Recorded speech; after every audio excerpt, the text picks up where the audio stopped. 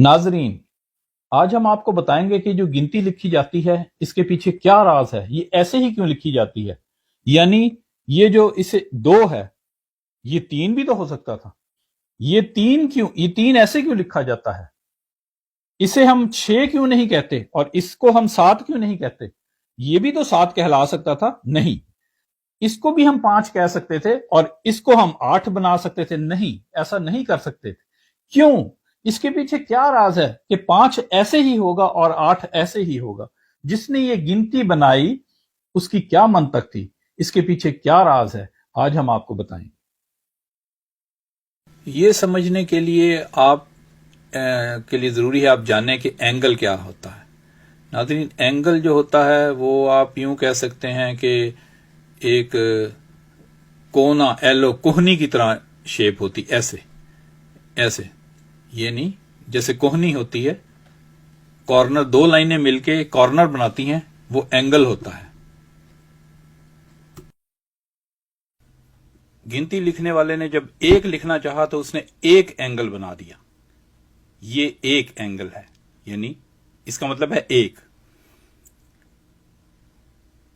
फिर 2 लिखना चाहा, उसने बताना था 2, तो उसने 2 एंगल डाल दिए,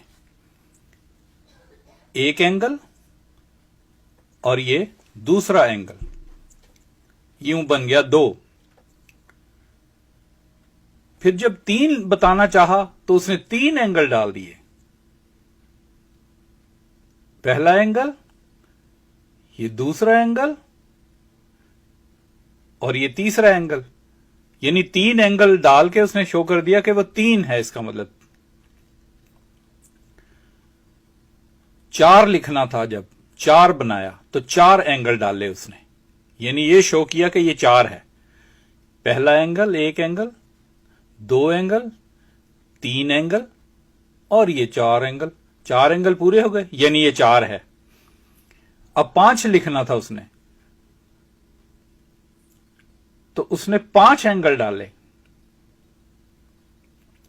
1, 2, ये 3, ये 4 और ये 5वां एंगल, 5 एंगल डाले यानी 5, और यूं ये 5 लिखा गया। 6 लिखना था तो 6 ऐसे बनाया, यानी 6 एंगल डाल दिए, 1, 2, 3, 4, 5 और ये 6 एंगल, यानी 6 बाद में लिखते लिखते ये ऐसे लिखा जाने लगा। 7 एंगल,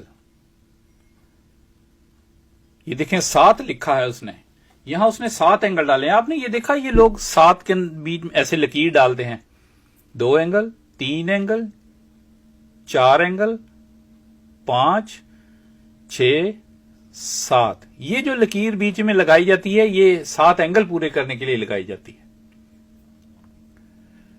अब उसको बताना था 8, तो उसने 8 एंगल डाले, 1, 2, 3, 4, 5 और ये 6 एंगल, ये 7 एंगल, ये 8 एंगल। इससे इजहार होता है कि ये 8 लिखा है, इसको ऐसे भी लिखा जाता है, यहां भी 8 एंगल हैं, 1, 2, 3, 4, 5, 6, 7, 8। बाद में ये ऐसे लिखा जाने लगा रवानी से।